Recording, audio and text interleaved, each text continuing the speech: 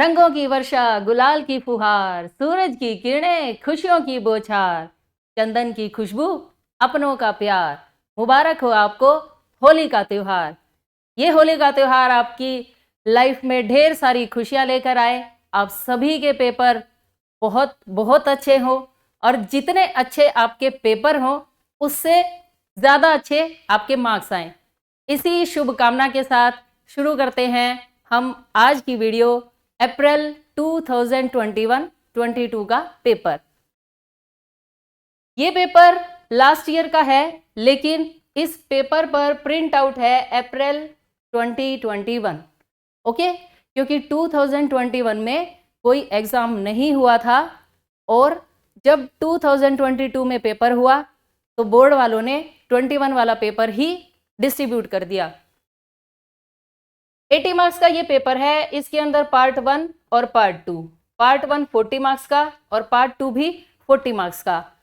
इस पेपर में 40 क्वेश्चंस एक एक नंबर के आए थे और जो पार्ट 2 में थे, पार्ट 1 सब्जेक्टिव है। सब्जेक्टिव का मतलब 2 मार्क्स वाले, 3 मार्क्स वाले और 5 मार्क्स वाले क्वेश्चंस। आज हम बड़े क्वेश्चंस करेंगे। इस पेपर का टाइम है 2.5 hours. Okay, all questions are compulsory. Question number 1 to 5 यानी 5 क्वेश्चंस हैं 2 मार्क्स के। नेक्स्ट 5 क्वेश्चंस हैं 3 मार्क्स के और 3 क्वेश्चंस हैं 5 मार्क्स के। Understand? Now section A, question number 1।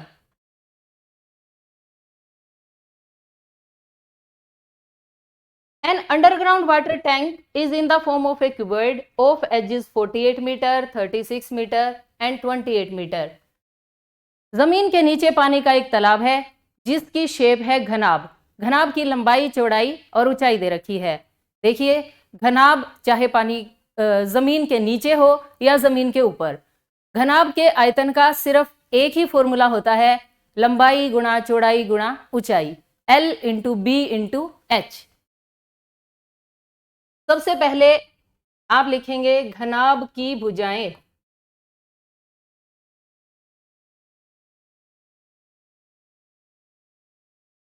भुजाएं गिवन है 48 मीटर, साइड्स हैं 36 मीटर और 28 मीटर। ओके, हमें आयतन बताना है। सबसे पहले आप आयतन का फॉर्मूला लिखेंगे, लंबाई गुणा चौड़ाई गुणा ऊंचाई, यानी 48 इंटू 36 इंटू 28। जब आप इन सभी नंबर्स की मल्टीप्लाई करेंगे तो वो मल्टीप्लाई आएगी 48384। और क्योंकि आप आयतन कैलकुलेट कर रहे हैं तो आयतन की इकाई क्या होती है? घन मीटर। अंडरस्टैंड? अगर आप इतनी लाइंस लिख देंगे तो आपको फुल 2 मार्क्स मिलेंगे। 2 मार्क्स का क्वेश्चन है ये। Now question number 2।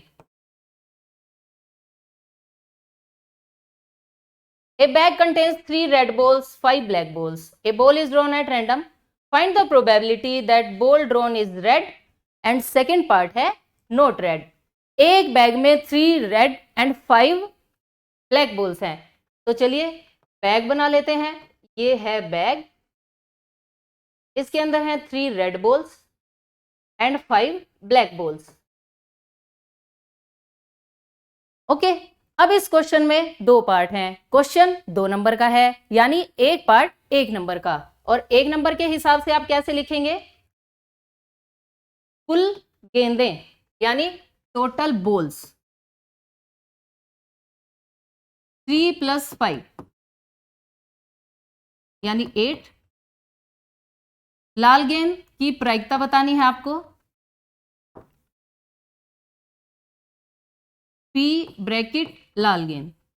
प्रोबेबिलिटी का क्वेश्चन कोई भी हो, फॉर्मूला एक ही लगता है, टोटल पॉसिबल केसेस डिनोमिनेटर में और जो केसेस आपके फेवर में होते हैं उन्हें न्यूमरेटर में लिखा जाता है। यदि लाल गेंद की प्रायिकता बतानी है तो आपको सिर्फ ये देखना है लाल गेंदें कितनी हैं, 3, तो फेवरेबल केसेस 3 और टोटल केसेस 8, तो probability will be 3/8। Second part में लिखा है लाल गेंद का नहीं होना। प्रोबेबिलिटी के अंदर नहीं की वैल्यू कैलकुलेट करने के लिए आपको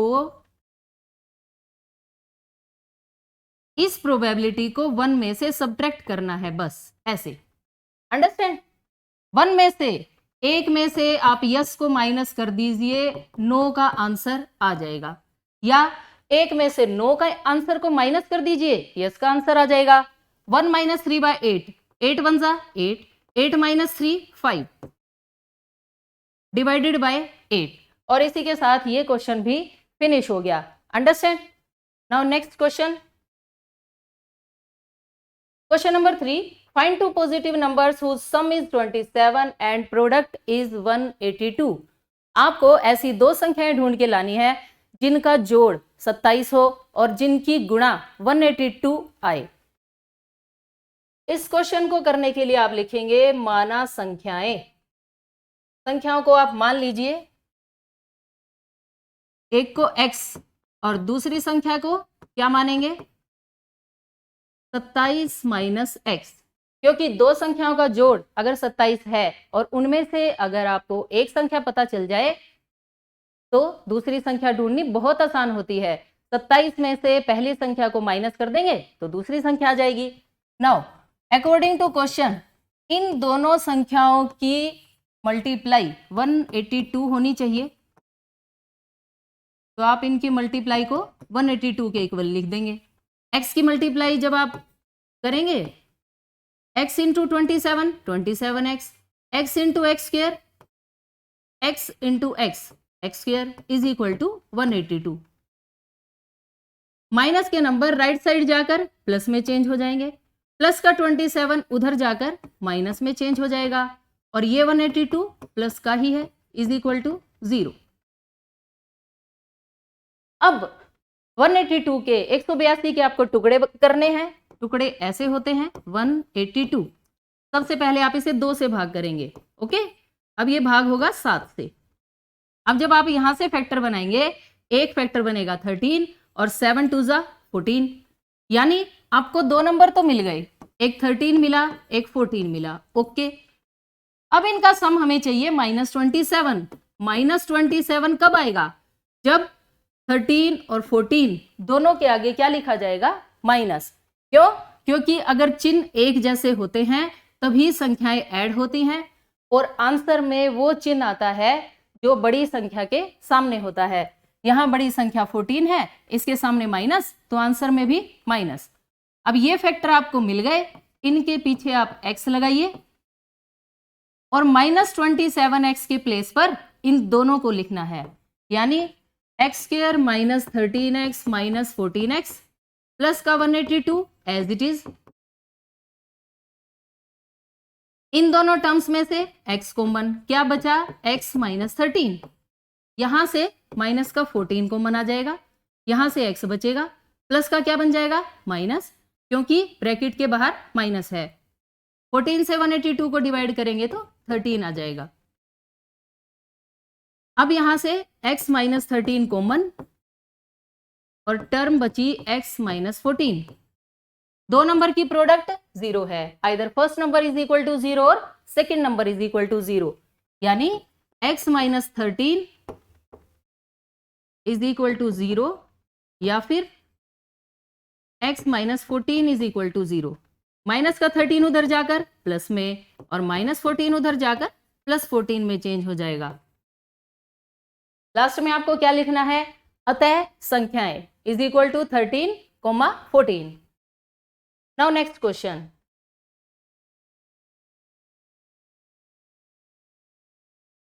बिंदु ए के निर्देशांक ज्ञात कीजिए जहां ए बी एक वृत्त का व्यास है जिसका केंद्र 2-3 है और बी के निर्देशांक 1-4 है। यानी एक वृत्त का केंद्र और व्यास के एक बिंदु के कोऑर्डिनेट निर्देशांक दे रखे हैं और हमें दूसरे पॉइंट के कोऑर्डिनेट फाइंड करने हैं। क्वेश्चन नंबर 4, मान लीजिए ये सर्कल है और ये इसका डायमीटर यानी व्यास, यहां पर है सेंटर, सेंटर के कोऑर्डिनेट हैं 2-3 और बी पॉइंट के कोऑर्डिनेट्स हैं 1-4। यहां आपको ए पॉइंट के कोऑर्डिनेट फाइंड करने हैं। ए पॉइंट के कोऑर्डिनेट आप अपनी तरफ से मान लीजिए एक्स वाई। ओके, अब व्यास पर केंद्र एक ऐसा पॉइंट होता है जो मध्य बिंदु होता है, इसलिए यहां पर मध्य बिंदु वाला फॉर्मूला लगेगा। माना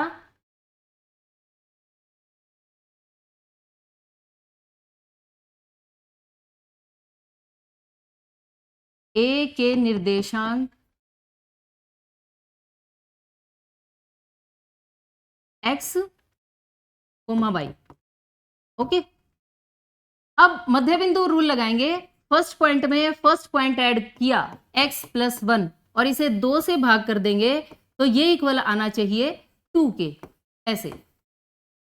सेकंड पॉइंट में सेकंड पॉइंट आप ऐड करेंगे और इसे 2 से भाग करने पर क्या आना चाहिए, माइनस का 3, यानी this is equal to -3। Understand? यहां से आपको x और y की वैल्यू कैलकुलेट करनी है।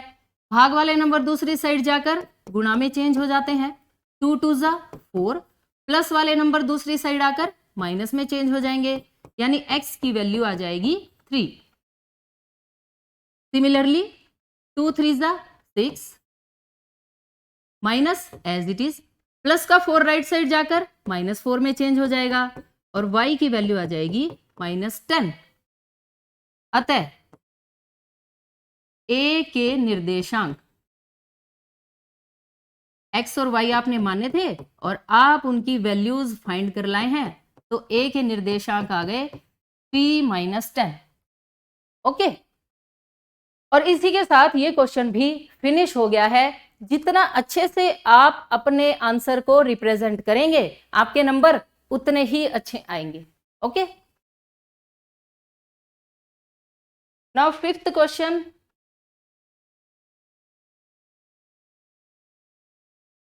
ट्रिग्नोमेट्री का क्वेश्चन है और हमें इस टर्म की वैल्यू फाइंड करनी है। इसके लिए आपको सिर्फ वो टेबल लर्न होनी चाहिए जिससे आप ये वैल्यूज ढूंढ के लाएंगे।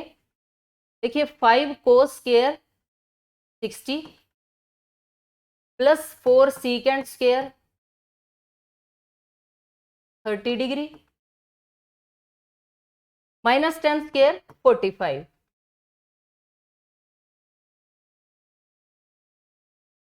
Divided by sine square 30 degree plus cos square 30 degree. अगर आप इस स्टेटमेंट को ध्यान से देखें तो इसके डिनोमिनेटर को देखिए। एक आइडेंटिटी आपने पढ़ी है, sine square theta plus cos square theta क्या होता है, 1। क्या इस लाइन में और इस लाइन में आपको कोई कनेक्शन दिखाई दे रहा है?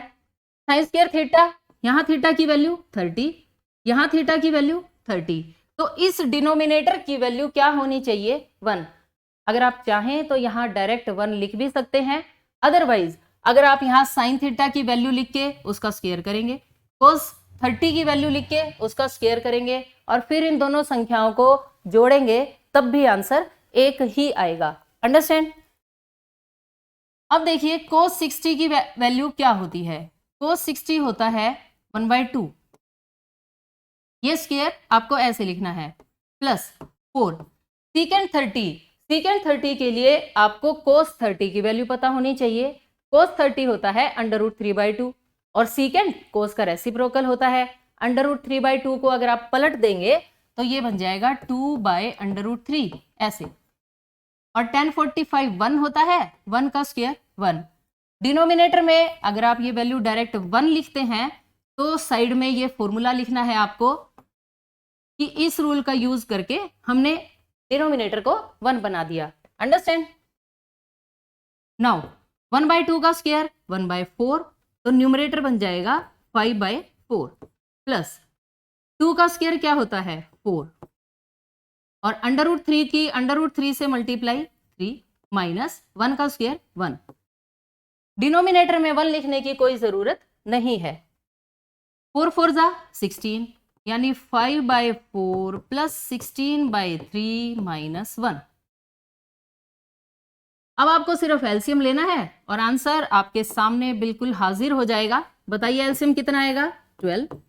4 से डिवाइड किया 3 आया, 3 5 जा 15, 3 से 12 को डिवाइड करेंगे तो 4 आएगा और 16 4 जा 64 माइनस 12 1 जा 12।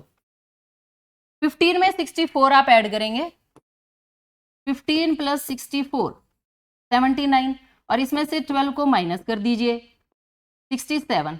अंडरस्टैंड? तो आंसर विल बी 67/12।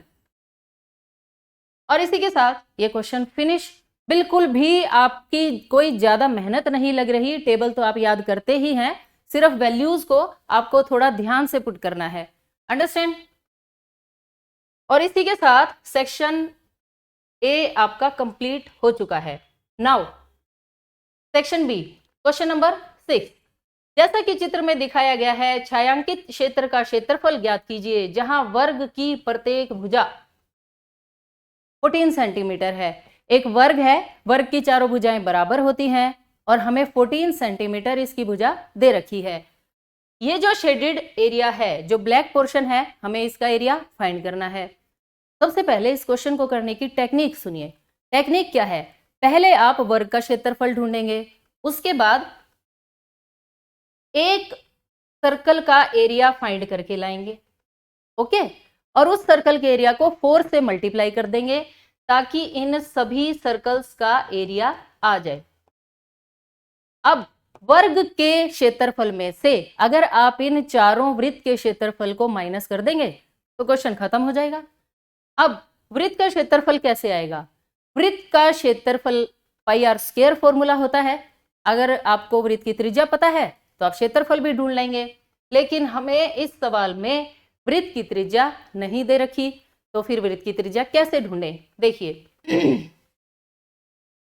वर्ग की भुजा 14 सेंटीमीटर है, यहां से यहां तक ये 14 सेंटीमीटर है, ओके, यानी हाफ पोर्शन, ये इस एक वृत्त का जो व्यास है 14 का हाफ कितना होगा?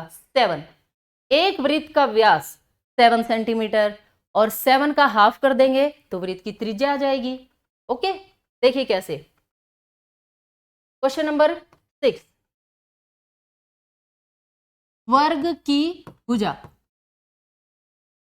14 सेंटीमीटर और वर्ग का क्षेत्रफल, क्या फॉर्मूला होता है वर्ग के क्षेत्रफल का?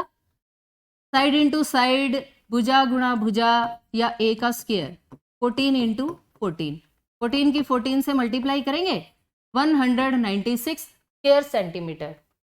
नाउ वृत्त की त्रिज्या, पहले आपको वृत्त की त्रिज्या लिखनी है। वृत्त की त्रिज्या, त्रिज्या का क्या रूल होता है? डायमीटर बाय 2 यानी व्यास बटे 2। और व्यास कितना है? यहां से यहां तक की दूरी कितनी है? 7, क्योंकि 14 का हाफ 7 होता है, तो त्रिज्या आ गई 7/2 सेंटीमीटर। अब एक वृत्त का क्षेत्रफल, वृत्त का क्षेत्रफल होता है पाई आर स्क्वायर। पाई की वैल्यू 22/7। रेडियस के स्क्वायर का मतलब रेडियस की वैल्यू को 2 टाइम्स लिखना है, ऐसे। 7 से 7 कैंसिल, 2 से 22 11 पर कैंसिल हो जाएगा, यानी 77/2 स्क्वायर सेंटीमीटर। ये सिर्फ एक वृत्त का क्षेत्रफल है, लेकिन हमारे पास ऐसे ऐसे कितने वृत्त हैं? 4 सर्कल्स का एरिया। 4 वृत्तों का क्षेत्रफल कैलकुलेट करने के लिए आप इसे 4 से गुणा कर देंगे। 2 2 जा 4, 77 2 जा 154 स्क्वायर सेंटीमीटर।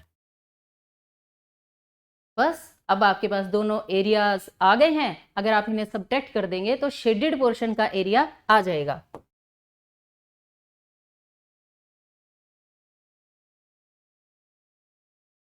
अतः छायांकित भाग का क्षेत्रफल,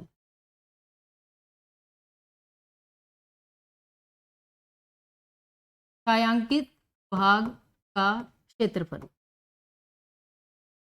इज इक्वल टू, ये क्वेश्चन 3 मार्क्स का है तो हम उसी तरीके से इसको कर रहे हैं। वर्ग का क्षेत्रफल माइनस 4 वृत्तों का क्षेत्रफल। वर्ग का क्षेत्रफल 196 आया था अभी, और 4 वृत्तों का क्षेत्रफल 154। अब आप इन्हें सबट्रैक्ट कर लेंगे सब्ट्रैक्ट करने से 6 - 4 2, 9 - 5 4 स्क्वायर सेंटीमीटर। अंडरस्टैंड। देखिए पेपर में क्वेश्चन आपको इस तरीके से करने हैं कि जिसे मैथ नहीं आता ना या कम आता है तो उसे भी समझ में आ जाए कि ये क्वेश्चन कैसे आपने स्टेप बाय स्टेप किया है। और जितना पेपर चेक करने वाले का दिल खुश होगा आपका पेपर देखकर, आपकी राइटिंग देखकर, आपकी रिप्रेजेंटेशन देखकर, क्योंकि आपका फेस तो वो देख नहीं सकता, तो जितना ज्यादा वो खुश होगा उतने ही ज्यादा आपके मार्क्स आएंगे। Understand. Now question number 7, find the median of the following data. 3 marks का ये क्वेश्चन है, डाटा आपके सामने है। अगर आपको मीडियन का फॉर्मूला याद है तो ये सवाल बिल्कुल ही आसान है। देखिए कैसे। सबसे पहले आप ये टेबल बनाएंगे, वर्ग अंतराल, उसके बाद है बारंबारता यानी frequency, 1 to 4, 4 to 7, 7 to 10, 10 to 13, then 16 and then 19. Okay. Frequency है 6, 30, 40, 16, 4, 4 ऐसे। मीडियन कैलकुलेट करने के लिए आपको CF पता होना चाहिए। CF यानी क्यूमुलेटिव फ्रीक्वेंसी यानी संचयी बारंबारता। इसमें क्या किया जाता है, पहली संख्या ऐसे लिखी जाती है एज इट इज, उसके बाद 30 + 6 36, 40 + 30 ये दोनों नंबर आप ऐड करेंगे 76, प्लस 16 92, प्लस आप 4 लिखिए 96, देन 4 ऐड करेंगे 100। ओके। इस लाइन का सम भी आप चेक कर सकते हैं कि 100 आएगा या नहीं। अगर ये दोनों वैल्यूज मैच हो जाएं इट मीन्स आपका एडिशन बिल्कुल सही है। ओके। नाउ मीडियन का क्या फॉर्मूला होता है, मीडियन का फॉर्मूला होता है, मीडियन यानी माध्यक, माध्यिका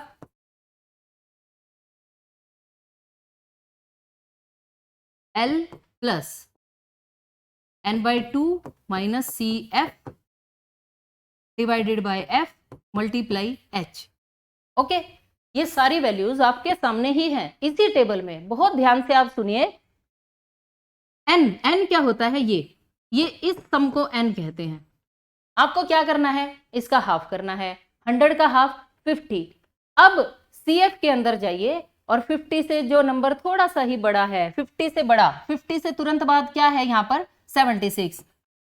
इट मीन्स ये कॉलम आपके काम का है। अंडरस्टैंड। इसी कॉलम में से ही सारी वैल्यूज आएंगी जो आपको इस फॉर्मूले में पुट करनी है। देखिए L होता है लोअर लिमिट, इस छोटी लिमिट को L कहते हैं। इस लिमिट में ये लिमिट 7L, n/2 n की वैल्यू 100 है, 100/2 50। CF की लाइन ये है, लेकिन इस कॉलम से जो ये आपका बॉक्स बना हुआ है इससे ऊपर वाली वैल्यू को CF लेते हैं। इस बात का ध्यान रखना, कहीं आप CF की वैल्यू 76 लिखे मिले तो क्वेश्चन रॉन्ग हो जाएगा। डिवाइडेड बाय F का मतलब ये वैल्यू F की होती है, ये जो बॉक्स के अंदर है, F की वैल्यू बॉक्स के अंदर वाली ली जाती है। और H होता है इनका डिफरेंस, 4 - 1 3, 7 - 4 3, 10 - 7 3, यानी इंटरवल का डिफरेंस लेना होता है। तो अब हम ये सारी वैल्यूज यहां पुट करते हैं तो देखिए हमारे पास क्या आ जाएगा।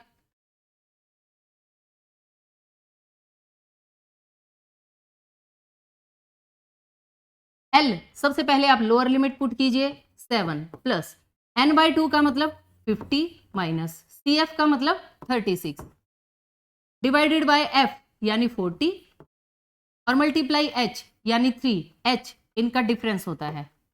अंडरस्टैंड। अब हम इससे सोल्व कर देंगे। 50 माइनस 36 14/40 मल्टीप्लाई 3, 2 7 जा 14, 2 20 जा 40, यानी 7 + 21/20।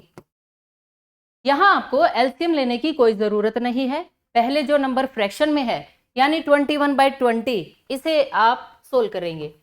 20 से 21 को भाग करेंगे, 20 से कम 20, ऐसे 1 डेसिमल डेसिमल 0, ये 0 आपने यहाँ लिखी, लेकिन 20 10 को डिवाइड नहीं करता, इसलिए एक 0 आप यहाँ लगाएंगे, एक 0 यहाँ, और जैसे ही ये 0 आप यहाँ लिखेंगे 25 × 100, यानी इस टर्म की वैल्यू हमारे पास आ चुकी है 1.05। अब 7 में 1.05 कैसे ऐड करना है, ध्यान से सुनिए। ये है 7, ये है 1.05। डेसिमल के नीचे डेसिमल लिखा जाता है, लेकिन 7 में डेसिमल नहीं है, तो आप यहाँ डेसिमल लगा के चाहे जितनी मर्जी 0 लिख सकते हैं। जब आप इन्हें ऐड करेंगे 7 + 1 8, तो आंसर विल बी 8.05। ये मीडियन है, और इसी के साथ ये 3 मार्क्स का क्वेश्चन फिनिश हो गया। आई होप कि आपको ये अच्छे से समझ में आ गया होगा।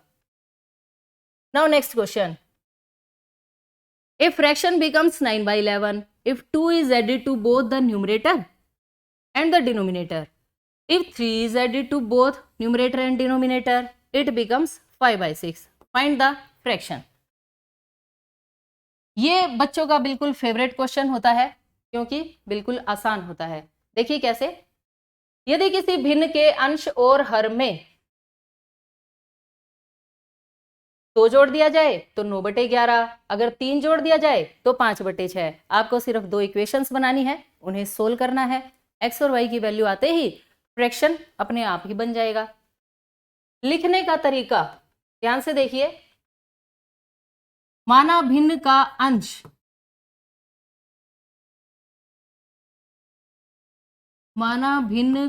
अंश let numerator is equal to x और भिन्न का हर y, अतः भिन्न, तो फ्रैक्शन भिन्न क्या होती है, अंश बटे हर ही तो होती है, x/y। Okay, now according to question, जैसे स्टेटमेंट में कहा गया है, जो नंबर ऐड करने के लिए कहा गया है वो नंबर ऐड करेंगे हम। देखिए कैसे, कितना ऐड करना है दोनों में, 2, क्या बन जाएगा 9/11। ऐड कीजिए, x + 2 y + 2 क्या बन गया 9/11। ओके, आगे देखिए, यदि आप 3 ऐड करेंगे तो 5/6 बन जाता है, यानी x + 3 y + 3 and value will be 5/6। अगर आप यहाँ आर पार गुणा कर देंगे तो x और y की 2 इक्वेशंस आएंगी, उन्हें आपस में सोल्व करने से x और y आ जाएगा। आर पार गुणा करने के लिए ऐसे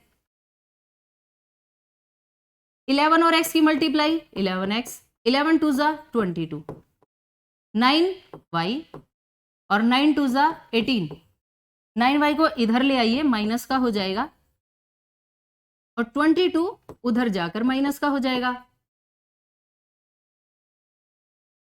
11x - 9y is equal to -4, इसे लिख दीजिए फर्स्ट इक्वेशन। अंडरस्टैंड? सिमिलरली यहां भी आप क्रॉस मल्टीप्लाई करेंगे, 6x + 18 इज इक्वल टू 5 की मल्टीप्लाई 5y + 15, प्लस का 5y लेफ्ट साइड आकर माइनस का, और प्लस का 18 राइट साइड जाकर माइनस का। 6x - 5y is equal to -3, ये है सेकेंड इक्वेशन।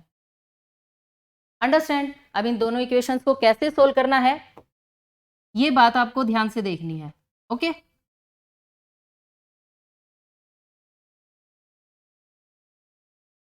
यहां पर है 11x, यहां पर है 6, तो आपको क्या करना है, x के कोफिशिएंट, x के गुणांक बिल्कुल सेम बनाने हैं। सेम बनाने के लिए आप क्या करेंगे, ये 6 11 को दे दीजिए और ये 11 इस 6 को।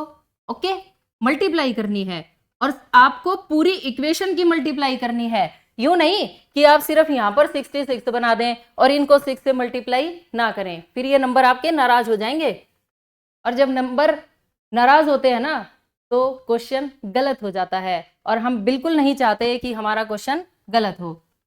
6 की मल्टीप्लाई फर्स्ट इक्वेशन के साथ करनी है, तो आप क्या लिखेंगे, समीकरण 1 को 6 से और 2 को 11 से गुणा करनी है आपको और फिर घटाना पड़ेगा। गुणा करके घटाने पर, हाँ जी, इसे हमें 6 से मल्टीप्लाई करना है। 11 6 जा 66, 9 6 जा 54, 6 4 जा 24। अब इसे मल्टीप्लाई कीजिए 11 से। 11 6 जा 11 5 जा और 11 3 जा 33। ऐसे घटाने के लिए साइन चेंज करने पड़ते हैं। ये टर्म इससे कैंसिल हो जाएगी। 55 में से 54 को माइनस करेंगे तो 1 बचेगा यानी x, और 33 माइनस 24 9, x की वैल्यू 9 आ गई। जैसे ही आप x की इस वैल्यू को फर्स्ट इक्वेशन या सेकंड इक्वेशन में पुट करेंगे तो y की वैल्यू आ जाएगी।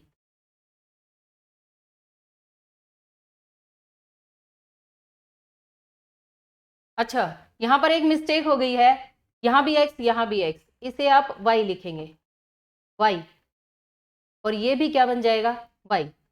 y की वैल्यू 9 है। अब y की वैल्यू 9 को हम किस में पुट करें, किसी भी इक्वेशन में आप पुट कर सकते हैं। मान लीजिए हम पुट करते हैं सेकंड इक्वेशन में। समीकरण 2 में रखने पर, समीकरण 2 में रखने पर y के प्लेस पर 9 लिखना है, बाकी किसी को कुछ नहीं कहना। 6x minus 5 into 9 is equal to -3। Okay, अब आप इसे सिंप्लीफाई करेंगे। 9 5 जा 45, माइनस का 45 राइट साइड जाकर प्लस का 45 हो जाएगा। 45 माइनस 3 42, और मल्टीप्लाई वाले नंबर राइट साइड जाकर डिवाइड में चेंज हो जाते हैं, तो 42/6, 6 7 जा 42। तो x की वैल्यू 7 आ गई और y की वैल्यू 9 आ गई। लेकिन अभी सवाल की लास्ट लाइन लिखनी बाकी है। क्वेश्चन क्या था, क्वेश्चन में आपसे पूछा गया था वह भिन्न ज्ञात कीजिए, और भिन्न क्या थी, x/y। तो लास्ट में आप क्या लिखेंगे, अतः भिन्न is equal to x/y। x की वैल्यू 7 आ चुकी है और y की value 9, 7/9 which is required answer. अगर आप इतना इसे डिटेल में लिखेंगे तो आपको नंबर भी फुल डिटेल में मिलेंगे, 3 marks. Now question number 9, find the 31st term of an AP whose 11th term is 38 and 16th term is 73। एक एपी की 2 टर्म्स दे रखी हैं और एक टर्म आपसे पूछी हुई है। बहुत आसान सवाल है, बस ध्यान से देखते जाइए। अगर आपका ध्यान यहां से हट गया तो फिर क्वेश्चन समझ में नहीं आएगा। सावधानी हटी दुर्घटना घटी वाली बात हो जाएगी। 11th टर्म 38 है, ओके। 16 टर्म यानी A16 73 है, अंडरस्टैंड। अब an का क्या रूल होता है, a plus n minus 1 into D, यानी A11 को आप क्या लिख सकते हैं, a plus 10d is equal to 38। A16 का मतलब होता है a plus 15d is equal to 73। अब इन दोनों इक्वेशंस को हमें सोल्व करना है, बिल्कुल वैसे ही जैसे आप अभी लास्ट क्वेश्चन में सोल्व करके आए थे। लेकिन ये क्वेश्चन थोड़ा सा इजी है। कैसे इजी है, यहां पर a और a इक्वल है, आपको सिर्फ इन्हें सब्ट्रैक्ट करना है। a से a कैंसिल हो जाएगा, 10 माइनस 15 की वैल्यू -5d। 73 में से 38 को आप माइनस करेंगे 35, बड़े नंबर के आगे माइनस है तो आंसर में भी माइनस लगेगा। सबसे पहले आपको माइनस से माइनस कैंसिल करना है, फिर मल्टीप्लाई वाले नंबर राइट साइड आकर डिवाइड में चेंज हो जाएंगे। 35/5, डी की वैल्यू क्या आ गई 7। अब आप इसे फर्स्ट इक्वेशन में पुट कर दीजिए। समीकरण 1 में रखने पर डी के प्लेस पर जब आप 7 लिखेंगे तो देखिए a प्लस 10 इतना पोर्शन एज इट इज, सिर्फ डी के प्लेस पर 7 लिखना है मल्टीप्लाई में, इज इक्वल टू 38। ऐसे 10 7 जा 70, प्लस का 70 राइट साइड जाकर माइनस में चेंज हो जाएगा, यानी a is equal to 38 minus 70। अब 70 में से आप 38 को माइनस कीजिए, बड़े नंबर के आगे माइनस है तो आंसर में भी माइनस, यानी a की वैल्यू आ गई -32। अंडरस्टैंड? अगर आप ध्यान से देख रहे हैं तो आपने ये बात नोटिस की होगी कि मैं जब भी कोई वैल्यू कैलकुलेट हो जाती है तो उसे बॉक्स में बंद कर देती हूं। ये छोटी छोटी बातें भी आपको ध्यान रखनी है कि जैसे ही कोई वैल्यू कैलकुलेट हो जाए तो आप उसे अलग से रिप्रेजेंट कर सकें। ये आपके क्वेश्चन के करने के लिए भी अच्छा है ताकि आपकी कोई वैल्यू गलत ना पुट हो। ओके, अब हमें फाइंड करनी है 31st टर्म। बताइए, अब an का रूल लिख दीजिए, a plus N minus 1 into D, और a31 का मतलब क्या होता है, a प्लस 30d। a की वैल्यू -32 प्लस 30, d की वैल्यू ये है 7। ऐसे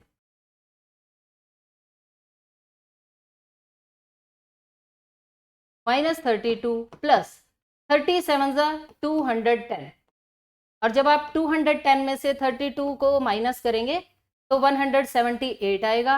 इसने हमसे 31 टर्म पूछी थी, 31st, which is required answer. Understand? और इसी के साथ ये क्वेश्चन बिल्कुल फिनिश। बहुत अच्छे से ऐसे ही रिप्रेजेंट कीजिए और फुल मार्क्स आ जाएंगे। Now question number 10।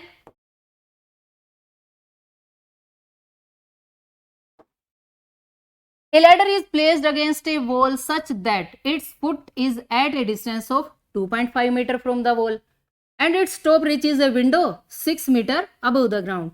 Find the length of the ladder. आपको सीढ़ी की लंबाई ज्ञात करनी है।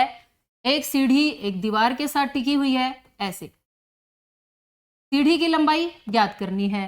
क्या दे रखा है, निचला सिरा दीवार से 2.5 मीटर, ये निचला सिरा है, ये दीवार है, और ये 2.5 मीटर की दूरी पर है, और ऊपरी सिरा जमीन से 6 मीटर की ऊंचाई पर बनी खिड़की तक पहुंचता है। A B C. Understand? Question शुरू कैसे होगा, जहां पर आपकी स्टेटमेंट खत्म हो रही है क्वेश्चन आपको वहीं से शुरू करना है। क्या पूछा गया है आपसे, सीढ़ी की लंबाई ज्ञात कीजिए, तो आपके आंसर की पहली लाइन क्या होगी, माना सीढ़ी की लंबाई। ओके, माना सीढ़ी की लंबाई।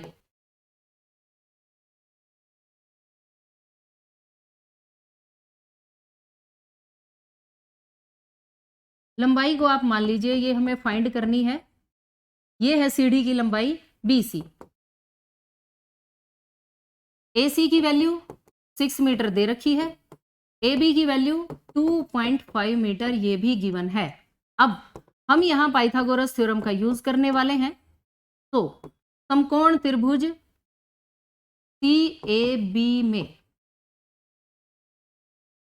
पाइथागोरस थ्योरम क्या कहती है, कर्ण का वर्ग बराबर आधार का वर्ग जमा लंब का वर्ग। कर्ण 90 के सामने, 90 के सामने वाली भुजा को कर्ण हाइपोटेन्यूज कहते हैं, यानी BC का square is equal to AC का स्क्वायर प्लस AB का स्क्वायर। अब आपको सिर्फ वैल्यूज पुट करनी है, AC की वैल्यू 6, AB की वैल्यू 2.5 का स्क्वायर, और इधर है BC का स्क्वायर। अंडरस्टैंड? अब 6 का स्क्वायर कितना होता है, 36, और 2.5 का स्क्वायर जब भी आप मल्टीप्लाई करें तो ये सोच के करें कि डेसिमल है ही नहीं। अगर ये डेसिमल नहीं है तो ये संख्या है सिर्फ 25, और 25 का स्क्वायर क्या होता है, 625, और डेसिमल के लिए 25 का स्क्वायर होता है 625। डेसिमल यहाँ और यहाँ लगा हुआ है 1 2, तो आप यहाँ से गिनना शुरू कीजिए 1 2 ऐसे, यानी इसका स्क्वायर बन गया 6.25। Now BC। ये स्क्वायर हटाने के लिए आपको अंडर रूट लेना पड़ेगा और आप इन दोनों संख्याओं को ऐड भी कर दीजिए। 36 में आपको 6.25 ऐड करना है। इस बात का ध्यान रखना, डेसिमल लगाकर आपको 0 लगानी है। ओके, 5224 एडिशन आ गया 42.25 और स्क्वायर का बन गया अंडर रूट। नाउ अब आपको इस नंबर का स्क्वायर रूट फाइंड करना है। ध्यान से सुनिए, ये 25 है, 25 का स्क्वायर रूट क्या होता है? 5। स्क्वायर रूट की शॉर्ट ट्रिक बता रही हूं कि आप शॉर्ट ट्रिक से कैसे स्क्वायर रूट फाइंड कर सकते हैं। अब 6 का स्क्वायर कितना होता है? 36 और 7 का स्क्वायर कितना होता है? 49। 6 6 36, 7 7 49। ध्यान से, ये नंबर क्या है? 42। क्या 42 इन दोनों संख्याओं के बीच में आता है? हाँ जी, बिल्कुल आता है। तो फिर आपको यहां से ये छोटा जो नंबर है इसका ये वाला नंबर उठाना है, यानी 6। एक डेसिमल यहां लगा देना और सवाल खत्म हो चुका है। सीढ़ी की लंबाई आ चुकी, खत्म। देखिए कैसे, अगर आप 65 की 65 से गुणा करेंगे, 65 और 65 की गुणा 4225 होती है। इट मीन्स 4225 का वर्गमूल क्या बन जाएगा? 65 बन जाएगा। और डेसिमल के लिए 2 के बाद डेसिमल जब वर्गमूल में होता है तो जो आंसर आएगा उसमें 1 के बाद आपको डेसिमल लगाना है। ओके, तो इन सारी बातों का आपको ध्यान रखना है, तभी आपके पूरे नंबर आएंगे। लास्ट में आप क्या लिखेंगे? आपने क्या ढूंढा है? ये आपने ढूंढा है सीढ़ी की लंबाई। अतः सीढ़ी की लंबाई 6.5 मीटर। और अब ये सवाल खत्म हो चुका है। Okay, now section C. सिर्फ ये सवाल ही खत्म नहीं हुआ, सेक्शन बी भी कंप्लीट हो गया है। देखिए अब सेक्शन सी। सेक्शन सी में 5 मार्क्स वाले क्वेश्चन है, चॉइस भी दे रखी है। तो आपको यह देखना है कि दोनों क्वेश्चंस में से कौन सा क्वेश्चन इजी है, जिसमें मिस्टेक्स होने के चांसेस कम है या नहीं होंगे, वही क्वेश्चन आपको करना है। पहले क्वेश्चन नंबर 11 देखिए। Draw a pair of tangents to a circle of radius 5 centimetre which are inclined to each other at an angle of 60 degree and write steps of construction। आपको एक वृत्त की स्पर्श रेखाएं खींचनी है और रचना भी लिखनी है। स्पर्श रेखाओं की खास बात क्या है? वो दोनों स्पर्श रेखाएं आपस में 60 डिग्री का कोण बनाती हुई आपको ड्रॉ करनी है। 5 नंबर का इतना आसान सवाल और कोई नहीं होगा। ध्यान से सुनिए, 5 सेंटीमीटर त्रिज्या का वृत्त खींचना है ना, तो आप कंपास का यूज करके 5 सेंटीमीटर त्रिज्या का एक वृत्त खींच दीजिए। ओके, अब एक त्रिज्या बनानी है आपको। जो भी केंद्र है उससे ऐसे एक लाइन खींच दीजिए, ये त्रिज्या बन जाएगी। इसका नाम O, इसका नाम A। अब A बिंदु पर 90 डिग्री बनाना है आपको, ऐसे ऐसे। और जब आप इन्हें ऐसे करेंगे तो ये 90 डिग्री ऐसे AX। उसके बाद हमसे ये कहा गया है कि स्पर्श रेखाओं के बीच का कोण होना चाहिए 60 डिग्री। अगर मैं एक रफ फिगर बनाऊं तो ये सर्कल होता है, ये इसकी स्पर्श रेखाएं होती हैं, इनके बीच में 60 डिग्री का मतलब यहां पर आपसे 60 डिग्री कहा गया है। लेकिन मुझे ये नहीं बताया गया कि केंद्र से ये बिंदु कितनी दूरी पर है। तो मैं 60 डिग्री कैसे बनाऊं? उसकी एक ट्रिक है। क्या ट्रिक है? देखिए, त्रिज्या स्पर्श रेखा पर लंब होती है तो ये 90 डिग्री हो गया, ये भी 90 डिग्री हो गया, ये 60 डिग्री उसने दे रखा है। तो आप क्या ये वाला कोण ढूंढ के ला सकते हैं? क्या बता सकते हैं कि केंद्र पर कितने डिग्री का कोण बनेगा? चारों कोणों का जोड़ 360 होता है। 360 में से अगर आप इन तीनों को माइनस कर देंगे तो ये कोण आ जाएगा 120 डिग्री। अंडरस्टैंड? स्टेटमेंट में हमें 60 डिग्री दे रखा है, लेकिन हमें पॉइंट नहीं पता कि हम 60 डिग्री बनाए कहाँ। हमने क्या किया, जो हमारे पास पॉइंट था ये केंद्र वाला पॉइंट, हम इसका कोण ढूंढ लाए और अब हम ओ बिंदु पर 120 डिग्री का कोण बना देंगे। 60 डिग्री बनाने की कोई जरूरत नहीं रहेगी। यहां अपने कंपास रखनी है, एक आर्क ऐसे लगेगी, यहां कंपास रखकर 60 डिग्री, देन 120 डिग्री। इस पॉइंट को इससे मिलाते हुए आप ऐसे आगे बढ़ा देंगे, अंडरस्टैंड। और फिर यहां आपको 90 डिग्री का कोण बनाना है। यहां जब आप 90 डिग्री का कोण बनाएंगे, इस पॉइंट का नाम दे दीजिए बी, ये वाई, ये सी। तो ये स्पर्श रेखाएं बन गई हैं और इनके बीच में यहां पर 60 डिग्री ऑटोमेटिक बन चुका है। अगर आप चाहें तो डी से इसे मेजर भी कर सकते हैं, 60 डिग्री मिलेगा। सिर्फ इतना आपने डायग्राम बनाना है और इसकी कंस्ट्रक्शन यानी रचना वो आप खुद लिखेंगे। बहुत आसान है लिखनी। सबसे पहले आप क्या लिखेंगे, 5 सेंटीमीटर, फर्स्ट पॉइंट 5 सेंटीमीटर त्रिज्या का एक वृत्त खींचा। सेकंड पॉइंट, ओ ए त्रिज्या पर, ओ ए त्रिज्या के ए बिंदु पर 90 डिग्री का कोण बनाते हुए ए एक्स रेखा खींची। थर्ड पॉइंट, ओ बिंदु पर 120 डिग्री का कोण बनाते हुए ओ बी रेखा खींची, बस ये वाली ओ बी, बस इतना ही लिखना है। फोर्थ पॉइंट में आप लिखेंगे बी बिंदु पर 90 डिग्री का कोण बनाते हुए बी वाई रेखा खींची जो ए एक्स को सी पर काटती है। यही लिखना है आपको, इसी लाइन में सी पर काटती है। यहां आप डायग्राम में 120 डिग्री लिख देंगे, यहां 60 डिग्री लिख देना। लास्ट पॉइंट सिर्फ ये लिख देना, स्पर्श रेखाएं कौन कौन सी हैं, ए सी एंड बी सी।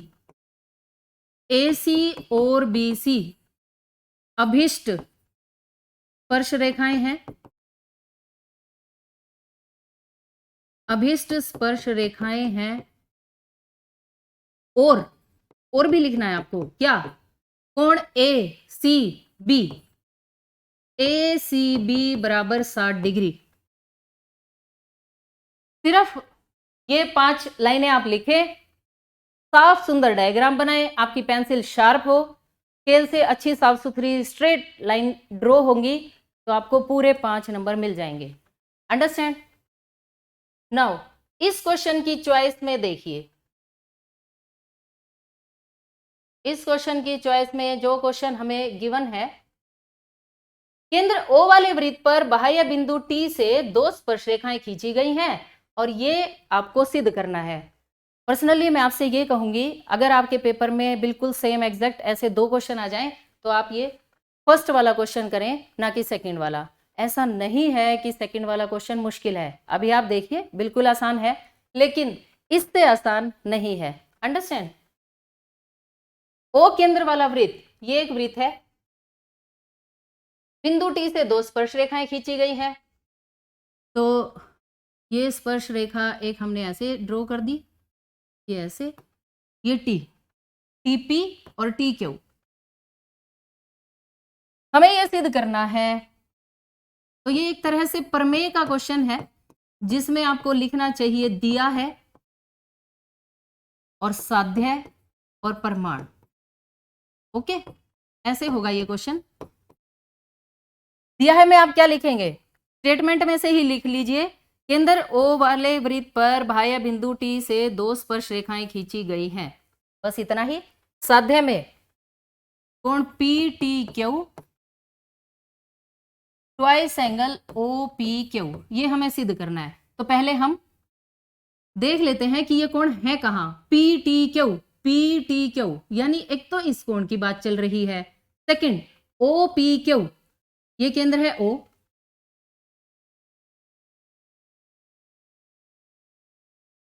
ये है पॉइंट O से P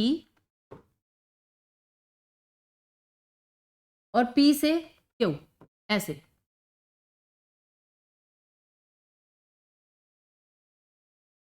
O पॉइंट P और ये Q, इस कोण की बात चल रही है। अब हम बार बार ये इतने बड़े बड़े नाम यूज नहीं करेंगे एंगल के लिए, मैं इन्हें शॉर्ट नेम, निक नेम दे देते हम, एंगल 1 ये और एंगल 2 ये। अंडरस्टैंड। और अब प्रमाण में ध्यान से देखिए कि आपको प्रमाण कैसे करना है।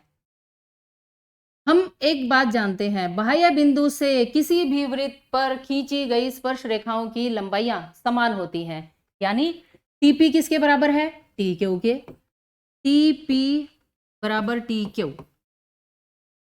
इसका रीजन आप क्या लिखेंगे, बाह्य बिंदु से वृत्त पर खींची गई स्पर्श रेखाएं, वृत्त पर खींची गई स्पर्श रेखाएं, ओके, बस ये बराबर होती हैं। अब इनके बराबर होने का हमें क्या फायदा उठाना है, एक बात हम और भी जानते हैं कि समान भुजाओं के सम्मुख कोण बराबर होते हैं।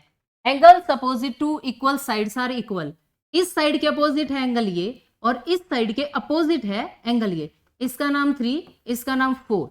अगर भुजाएं बराबर हैं तो एंगल 3 एंगल 4 के इक्वल होगा या नहीं होगा, होगा ना। तो आप रीजन क्या लिखेंगे, समान भुजाओं के सम्मुख कोण,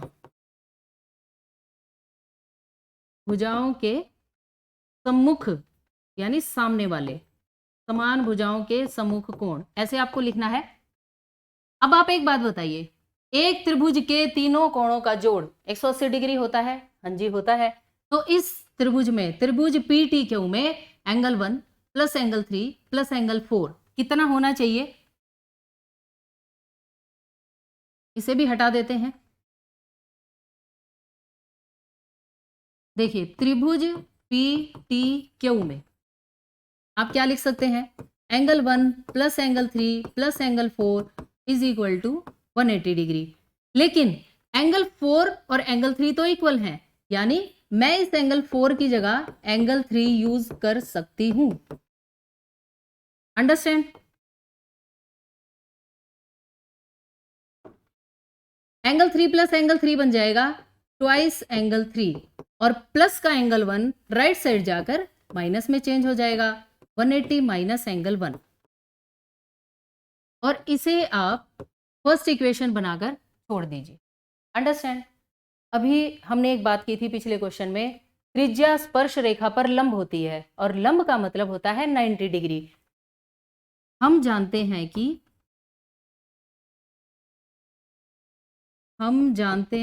कि त्रिज्या स्पर्श रेखा पर लंब होती है। 5 नंबर का सवाल है, हर डिटेल आपको बतानी पड़ेगी। त्रिज्या स्पर्श रेखा पर लंब होती है। डायग्राम में देखिए अब ध्यान से, अतः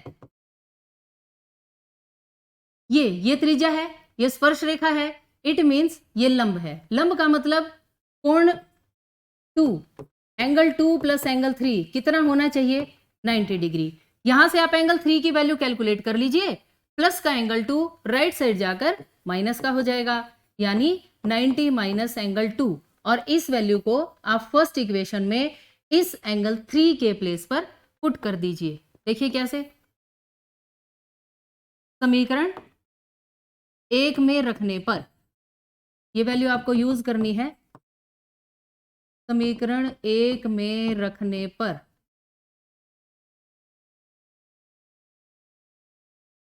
ये है समीकरण 1, डबल एंगल 3 के प्लेस पर ये लिखना है 90 माइनस एंगल 2, ओके, और इज इक्वल टू ये वाली term as it is 180 minus angle 1। और अब इसका काम भी खत्म। 2 की मल्टीप्लाई कीजिए, 2 9 जा 180, 2 की इससे मल्टीप्लाई, 2 2 जा 4 मत कर देना, 2 टाइम्स एंगल 2, 4 नहीं होगा, ये एंगल है। 180 माइनस एंगल 1, 180 से 180 कैंसिल और माइनस से माइनस कैंसिल और सवाल खत्म। बस इतना ही। देख लीजिए, हमने एंगल 2 को क्या मानना था, ये है एंगल 2 इतना, OPQ। Twice angle O P Q is equal to, angle 1 को आपने क्या मानना हुआ है, पी टी क्यू, मतलब आपने पी टी क्यू को एंगल 1 मानना था, ओ पी क्यू को एंगल 2 मानना था, और जो आपको प्रूव करना है उसे देखिए ध्यान से, ये angle P T Q is equal to 2 times angle O P Q, hence proved. ये थ्योरम है। अगर आपको समझ में नहीं आई तो कोई बात नहीं, चॉइस में आपको क्वेश्चन मिलेगा इजी वाला, लेकिन फिर भी अगर आप इस क्वेश्चन को करना चाहते हैं अच्छे से, और मुझे लगता है कि आपको ये करना ही चाहिए, तो आप इसे 2 से 3 बार देखिए, ध्यान से समझिए, और इसे अपनी नोटबुक में लिखकर अच्छे से प्रैक्टिस कीजिए। थ्योरम्स को याद किया जाता है, उनको, उनमें जो रूल लगने वाले होते हैं, जो भी चीज़ें उसमें अप्लाई होती हैं, वो अगर आपको याद होंगी तब आप प्रमेय को आराम से कर पाएंगे। Now next question, the shadow of a tower standing on a level ground is found to be 40 metre longer when the sun's altitude is 30 degree, then when it is 60 degree, find the height of the tower। Statement कुछ आई समझ में या सिर के ऊपर से चली गई? ध्यान से सुनिए, ट्रिग्नोमेट्री के क्वेश्चंस का जिस स्टूडेंट का डायग्राम बन गया तो समझो उसका सवाल हो गया। इस क्वेश्चन में भी चॉइस है, पहले हम ये वाला क्वेश्चन करते हैं। एक समतल जमीन पर खड़ी मीनार की छाया, तो आप मीनार खड़ी कर दीजिए, बस छाया 40 मीटर ज्यादा लंबी हो जाएगी। तो देखिए अभी मान लीजिए इस मीनार की छाया ये है, ये, और ये 40 मीटर ज्यादा लंबी हो जाती है कब? जब एंगल 60 से 30 डिग्री हो जाता है, ये एंगल कम हो गया तो क्या हुआ, शेडो इंक्रीज हो गई। ये ए बी सी डी, ये 40 मीटर, बस इतना पोर्शन है सी डी वाला। हमसे क्या कहा गया है, मीनार की ऊंचाई ज्ञात कीजिए। मीनार की ऊंचाई ज्ञात करने के लिए आपको क्या करना है, पहले मीनार की ऊंचाई माननी है। मैंने अभी आपसे ये कहा, आपका आंसर वहां से शुरू होना चाहिए जहां से स्टेटमेंट खत्म हो रही है। स्टेटमेंट में पूछा है मीनार की ऊंचाई ज्ञात कीजिए, तो आप लिखेंगे माना मीनार की ऊंचाई, लेट हाइट ऑफ टावर। अब ऊंचाई को हमने मान लिया ये A B, okay, C D की वैल्यू 40 मीटर दे रखी है, और ये जो बी से सी तक है ना, हम इसे एक्स मान लेते हैं, बी सी बराबर एक्स मीटर। अब बात कीजिए आप त्रिभुज ए बी सी की। ट्रिग्नोमेट्री के सम्स को करने का एक तरीका होता है जो आप 5 नंबर में हमेशा यूज कर सकते हैं। क्या?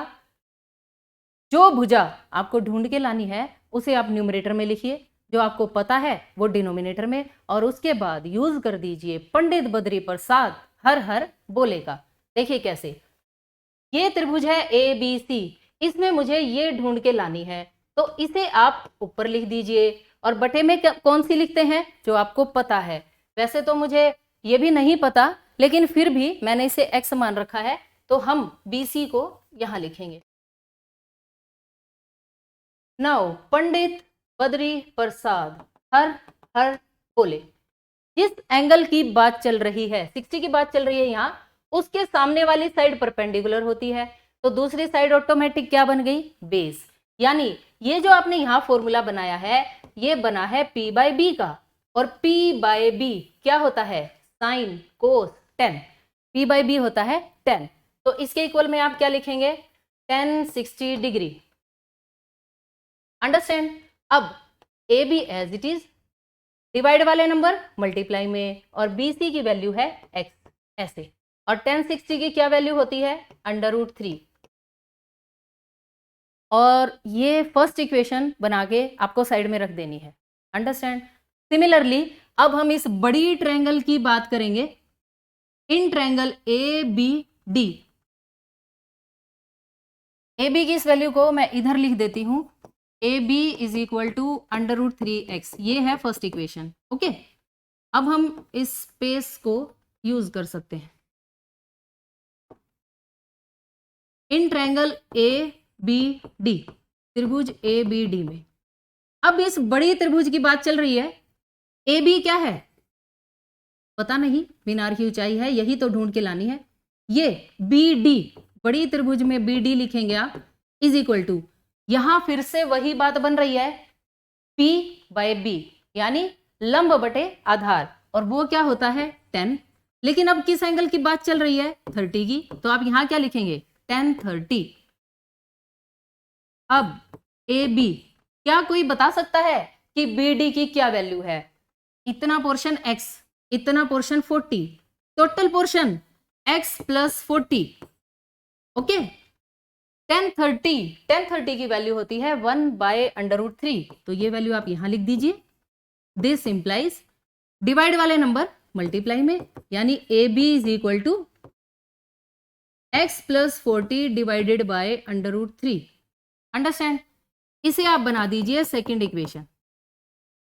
सवाल खत्म होने ही वाला है, ध्यान से देखिए कैसे। फर्स्ट इक्वेशन में भी आप ए बी को ढूंढ के लाए हैं, सेकेंड इक्वेशन में भी आप ए बी को ढूंढ के लाए हैं, यानी आपके पास दो तरीकों से मीनार की ऊंचाई आ गई। अगर इनकी लेफ्ट साइड इक्वल है तो राइट साइड भी इक्वल होनी चाहिए। तो आप क्या लिखेंगे, फ्रॉम 1 and 2, समीकरण 1 व 2 से, दोनों जगह से आप ए बी को गायब कर दीजिए, यानी √3x इज इक्वल टू, इसकी भी राइट साइड लिखनी है x plus 40 divided by √3, divide वाले नंबर मल्टीप्लाई में, √3 की √3 से multiply 3, x is equal to x plus 40, plus का x राइट साइड आकर माइनस में चेंज हो जाएगा, और 3 में से जब आप 1 को माइनस करेंगे तो क्या बचेगा 2।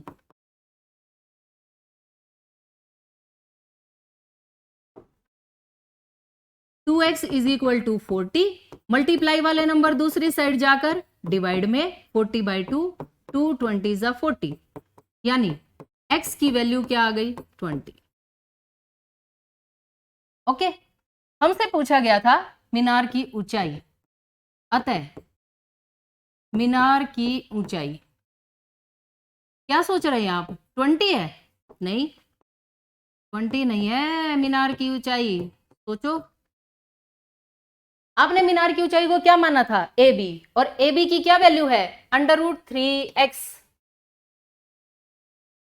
अतः मीनार की ऊंचाई A B is equal to √3x।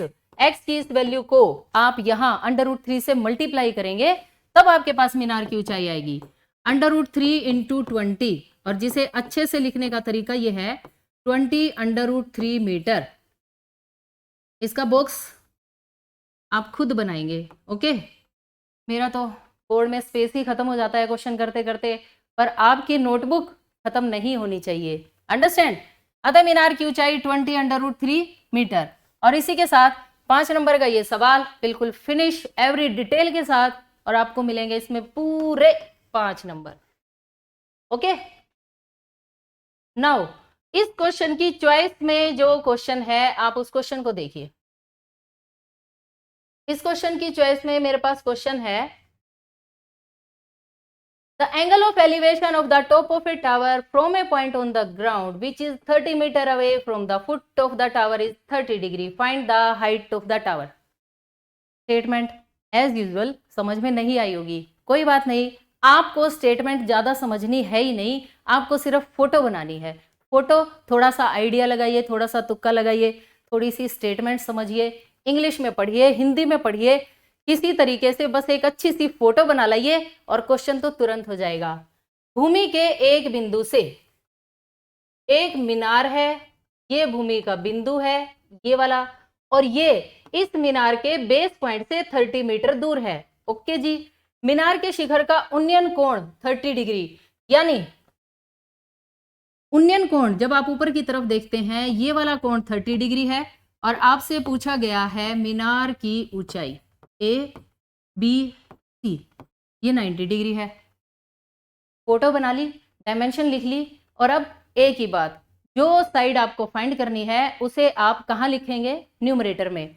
5 number का सवाल है, 5 नंबर के हिसाब से करेंगे। आपसे पूछा गया है मीनार की ऊंचाई, तो आप क्या लिखेंगे, आपका आंसर यहीं से शुरू होगा। माना मीनार की ऊंचाई ए बी, ये कौन 30 डिग्री दे रखा है, तो आप इसे भी बता सकते हैं angle A C B is equal to 30 degree और बी सी की वैल्यू 30 मीटर है। अब त्रिभुज ए बी सी में अब हम अपने पंडित बद्री प्रसाद वाला जादुई फॉर्मूला लगाते हैं। देखिए कैसे, आपको ढूंढ के लाना है ए बी और आपको पता है बी सी का। जिस एंगल की बात चल रही होती है उसके सामने परपेंडिकुलर होता है, ये ऑटोमेटिक बेस हो गया। और अकॉर्डिंग टू पंडित बद्री प्रसाद हर बोले के हिसाब से P बाई बी क्या बन गया 10 और ये बन गया 1030। अंडरस्टैंड, 1030 की वैल्यू क्या होती है 1/√3। BC की क्या वैल्यू है 30, तो आप वैल्यू लिख दीजिए, यानी AB/30 इज इक्वल टू 1/√3। सिर्फ वैल्यू पुट करनी है आपको। डिवाइड वाले नंबर दूसरी साइड जाकर मल्टीप्लाई में चेंज हो जाते हैं। अब कभी भी वर्गमूल वाली टर्म को आपको हर में डिनोमिनेटर में नहीं छोड़ना है, यहां आप इसी से मल्टीप्लाई और इसी से डिवाइड कर देंगे। एक तरह से ये रेशनलाइजेशन होता है हर का प्रीमेयकरण करने पर। 30 और √3 की मल्टीप्लाई 30/√3, इसको जब इससे मल्टीप्लाई करेंगे तो सिर्फ 3 आएगा और 3 10 30। AB इज इक्वल टू 10/√3 और लास्ट लाइन क्या होगी, वही जो आपकी फर्स्ट लाइन थी, वहां पर आपने लिखा था माना और अब लिखेंगे अतः। अतः मीनार की ऊंचाई, ये सवाल खत्म हो चुका है। देखिए 5 नंबर का सवाल है और कितना कितना आसान है। अतः मीनार की ऊंचाई इज इक्वल टू 10/√3 मीटर। इससे पहले जो हमने ट्रिग्नोमेट्री का सवाल किया है, अगर आपके पास पेपर में यही 2 सवाल आ जाते हैं तो मैं आपसे कहूंगी कि आप ये वाला क्वेश्चन करना। क्यों? क्योंकि ये बिल्कुल सीधा सा है, बिल्कुल आप आराम से इस क्वेश्चन को कर सकते हैं बजाय के उसके। Okay, now question number 13। और ट्रिग्नोमेट्री का ये जो आसान वाला क्वेश्चन है ना, ये पेपर में जरूर आएगा। तब मेरी एक ही बात ध्यान रखना, जो साइड आपको ढूंढ के लानी है वो ऊपर, जो पता है वो नीचे, बस। और उसके बाद Pandit Badri Prasad. Now question number 13। इन इक्वेशंस को सोल्व करना है, तो पहले मैं इक्वेशंस लिख देती हूं। अगेन इस क्वेश्चन में काफी स्पेस की जरूरत पड़ेगी हमें।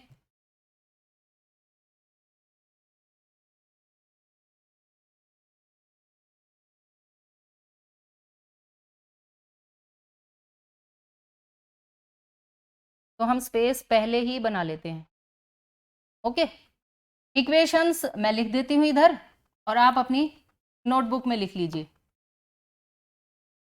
Question number 13, 5/x-1 plus 1/y-2 is equal to 2। एक तो ये वाली इक्वेशन है। Second, 6/x-1 minus 3/y-2 is equal to 1। Okay, अब सुनना ध्यान से।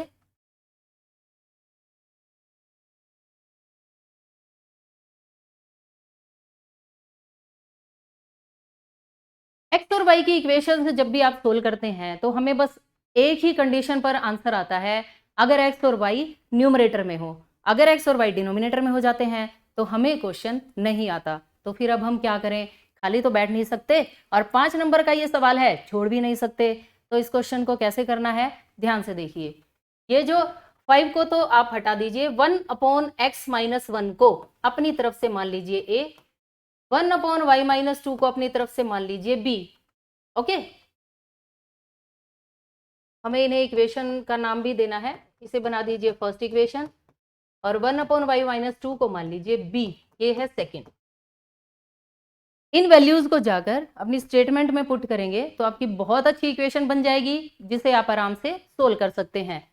देखिए कैसे, 1/x-1 को आपने a माना, यानी 5 तो अपनी जगह पर है, लेकिन ये जो बाकी बची हुई बात है ये बन गई a प्लस इस वैल्यू को आपने क्या मान लिया, b is equal to 2। Okay, यहां से बनाइए equation 6a minus 3b is equal to 1। Understand. अब इन दो इक्वेशंस को हमें सोल्व करना है। इसे आप बना दीजिए थर्ड इक्वेशन और इसे बना दीजिए फोर्थ।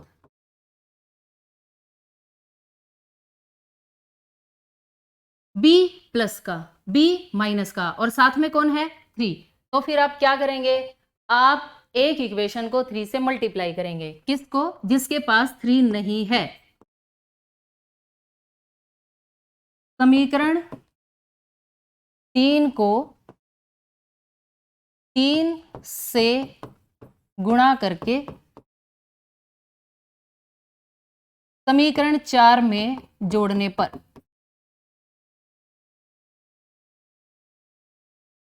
समीकरण 4 में जोड़ने पर देखिए अब कैसे फटाफट आपका सवाल होगा।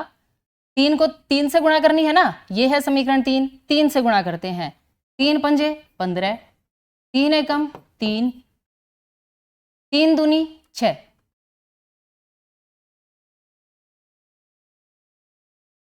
इस समीकरण 4 को एज इट इज लिखना है, 6a minus 3b is equal to 1 as it is. Sign change करने की भी जरूरत नहीं है, वैसे भी हम जोड़ रहे हैं। ये दोनों टर्म्स कैंसिल हो जाएंगी। 15 और 6 21 है, 6 प्लस 1 7, मल्टीप्लाई वाले नंबर दूसरी साइड जाकर डिवाइड में, a की वैल्यू 7 बाय 7 1 7, 7 3 21, a की वैल्यू 1/3 आ गई। सिमिलरली अब आपको b की वैल्यू फाइंड करनी है, उसके लिए आप क्या करेंगे, a की इस वैल्यू को चाहे तो इसमें या फिर इसमें किसी भी समीकरण में हम पुट कर देंगे। चलिए हम पुट कर देते हैं समीकरण 4 में।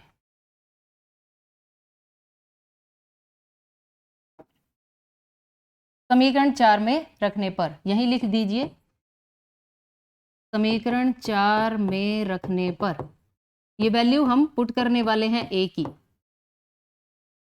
ये है समीकरण 4। 6 a के प्लेस पर लिखना है 1/3। ओके, और ये सारी टर्म एज इट इज, कुछ नहीं कहना, चुपचाप लिख दो बस। 3 2 6 प्लस का 2 उधर जाकर माइनस में चेंज हो जाएगा, और 1 माइनस 2 की वैल्यू -1, माइनस से माइनस कैंसल, मल्टीप्लाई वाले डिवाइड में, b की वैल्यू 1/3। ओके, ये a ये b। अब अगर आपको यह लगता है कि यह सवाल खत्म हो गया है तो ऐसा नहीं है। क्यों? क्योंकि इस क्वेश्चन की जो स्टेटमेंट है वो x और y में है, लेकिन आपने जो आंसर कैलकुलेट किए हैं वो a और b में है। अभी x और y का तो आंसर आया ही नहीं। क्या आपको यहां लिखे हुए समीकरण 1 और समीकरण 2 फर्स्ट और सेकंड इक्वेशन ध्यान है क्या लिखी थी? वहां जाके आपको a और b की इस वैल्यू को पुट करना है। a की वैल्यू 1/3 आ चुकी है और b की वैल्यू भी 1/3 आ चुकी है। अपनी नोटबुक में चेक कीजिए कि इक्वेशन 1 और 2 क्या थी। मिली? इक्वेशन 1 थी 1/x-1 इज इक्वल टू, आपने a माना था, 1/y-2 आपने b माना था। a और b की वैल्यू आपको यहां लिखनी है, 1/x-1 1/3, 1/y-2 1/3, ऐसे। अंडरस्टैंड। अब दोनों साइड रेसिप्रोकल लेना है, इन्हें पलट दीजिए, x-1 और 3 को पलट देंगे तो ऐसे आ जाएगा। आप चाहें तो क्रॉस मल्टीप्लाई भी कर सकते हैं, y-2 is equal to 3, minus का 1 उधर जाकर प्लस में चेंज हो जाएगा, 3 + 1 की वैल्यू 4। सिमिलरली माइनस का 2 राइट साइड जाकर प्लस में चेंज हो जाएगा और y की वैल्यू 5। अब आपका ये 5 नंबर का सवाल खत्म हो गया। x और y की वैल्यू फाइंड करनी थी और x और y की वैल्यू आ गई। अंडरस्टैंड? नाउ इस क्वेश्चन की चॉइस में देखते हैं कि कौन सा क्वेश्चन है। अगर वो आसान हुआ तो आपको वही करना है, और अगर ये आसान हुआ तो आपको इसे करना है। लास्ट क्वेश्चन है, 5 years ago Nuri was thrice as old as Sonu. 10 years later Nuri will be twice as old as Sonu. How old are Nuri and Sonu? Happy हो गए ना ये सवाल देखकर? क्यों? क्योंकि ये सवाल पहले वाले से आसान है। एज आयु वाला सवाल है और कई बार पहले पेपर में आ चुका है। अगर आपको ये क्वेश्चन अभी तक भी तैयार नहीं है तो अब आप इसको अच्छे से तैयार कर लें। शुरुआत कैसे होगी? जहां स्टेटमेंट खत्म हो रही है। उन्होंने आपसे वर्तमान आयु पूछी है नूरी और सोनू की, तो हम वही मान लेते हैं। क्या माना? नूरी की वर्तमान आयु, प्रेजेंट एज मानी जाती है हमेशा x वर्ष इज इक्वल टू x वर्ष, और सोनू की भी आप वर्तमान आयु मान लेंगे y वर्ष। जब आप पेपर में लिखे ना तो ये लाइन नहीं लगानी है, आपको कंप्लीट लिखना है। Understand? Now according to question, अब देखिए क्या लिखा है। 5 साल पहले नूरी की आयु सोनू की आयु की 3 गुना थी। 5 साल पहले। अब बताइए, अगर आज आप 15 इयर्स के हैं तो 5 साल पहले आप 10 साल के थे। अगर कोई आज x साल का है तो वो 5 साल पहले कितने साल का था? x minus 5। x में से 5 को माइनस नहीं किया जा सकता, ये एज इट इज रहेगा। सोनू की एज 5 इयर्स पहले y माइनस 5 थी। अब ध्यान से देखना, सोनू की आयु का 3 गुना, ये सोनू की आयु है, ये आपने इसका 3 गुना कर दिया और ये इक्वल हो गया नूरी की आयु के। बस इस बात का आपको ध्यान रखना है। मल्टीप्लाई कर दीजिए अब जल्दी से। 3y माइनस 15 प्लस का 3y इधर आकर माइनस का, माइनस 5 उधर जाकर प्लस में, माइनस 15 प्लस 5 माइनस 10, ये फर्स्ट इक्वेशन। यहां आपको दिस इंप्लाइज के साइन भी लगाने हैं। जब जब बीच में इक्वल होता है तब तब लेफ्ट साइड में ये साइन आते हैं। अब दूसरी कंडीशन के हिसाब से 10 साल बाद x प्लस 10 और y प्लस 10। अब इस लाइन को देखना ध्यान से। 10 साल बाद नूरी की आयु यानी ये सोनू की आयु की 2 गुनी हो जाएगी। यानी ये सोनू की आयु है, आप इसे 2 से गुणा कर देंगे और बीच में क्या लगा देंगे? इक्वल। दिस इंप्लाइज 2 की मल्टीप्लाई कीजिए, 2y प्लस 20, प्लस का 2y इधर आकर माइनस में चेंज हो जाएगा और प्लस का 10 उधर जाकर माइनस में। 20 माइनस 10 की वैल्यू 10, और ये आ गई सेकेंड इक्वेशन। ये फिर से समीकरण हल करने वाला सवाल बन गया है। यहां आपको x और y की वैल्यू फाइंड करनी है। ये है फर्स्ट इक्वेशन, ये है सेकेंड इक्वेशन। अगर आप इन्हें ध्यान से देखें तो यहाँ x की का कोफिशिएंट 1 है, यहाँ भी x का कोफिशिएंट 1 है, तो आप डायरेक्ट इन्हें घटा लेंगे क्योंकि दोनों प्लस के हैं। समीकरण 1 में से 2 घटाने पर, घटा दीजिए। सबसे पहले आप फर्स्ट इक्वेशन लिखिए, x minus 3y is equal to minus 10, और इसके नीचे ये सेकेंड इक्वेशन लिख दीजिए 10 यहां। और जब भी घटाया जाता है तो साइन चेंज होते हैं, ये प्लस का माइनस, माइनस का प्लस, प्लस का माइनस, ये दोनों टर्म्स कैंसिल। माइनस 3 प्लस 2 की value minus y, minus 20, minus से माइनस कैंसिल, y की वैल्यू क्या आ गई? 20। y की इस वैल्यू को आप चाहे फर्स्ट इक्वेशन में पुट करें या सेकेंड इक्वेशन में, x की वैल्यू आ जाएगी। बताइए किस में रखेंगे आप? इसी में रख लेते हैं। क्यों? क्योंकि यहां देखो माइनस भी है, यहां 3 भी है, आंसर तो सेम आएगा, लेकिन प्लस माइनस में गलती करने का हम कोई रिस्क नहीं ले सकते हैं। समीकरण 2 में रखने पर सेकेंड इक्वेशन में आप पुट कर दीजिए। समीकरण 2 में रखने पर यह है समीकरण 2, और मुझे y के प्लेस पर 20 लिखना है। x minus 2 into 20 equal 10 you का यू, 22 ज़ा 40, माइनस का 40 राइट साइड जाकर प्लस 40 में चेंज हो जाएगा और 40 प्लस 10 क्या बन जाएगा 50। x की वैल्यू 50 आ गई। अंडरस्टैंड? क्या आप सवाल को यहीं छोड़कर और पेपर देकर आ जाएंगे? नहीं, पहले आपको ऐसे लिखना है, अतः जो माना से बात शुरू हुई थी वो अतः पर आकर खत्म होगी। लास्ट में आप लिखेंगे अतः नूरी की वर्तमान आयु। ओके, अतः नूरी की वर्तमान आयु। आपने नूरी की मानी थी x और x की वैल्यू क्या आ गई 50 ईयर्स, और सोनू की वर्तमान आयु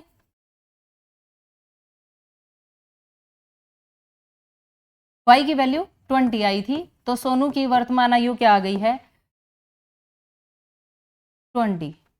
अंडरस्टैंड?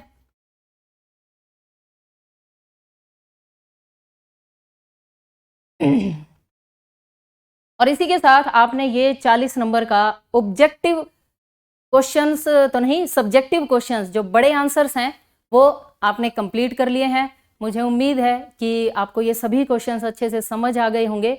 जो बातें मैंने इस वीडियो में आपको छोटी छोटी बताई हैं रिप्रेजेंटेशन के बारे में, आप पेपर में उन्हें अच्छे से अटेम्प्ट करेंगे ताकि आप सबके बहुत बहुत अच्छे मार्क्स आएँ, आपके टीचर्स को आप पर प्राउड हो और आप हैप्पीली हंसते खेलते 11th क्लास में एडमिशन लें।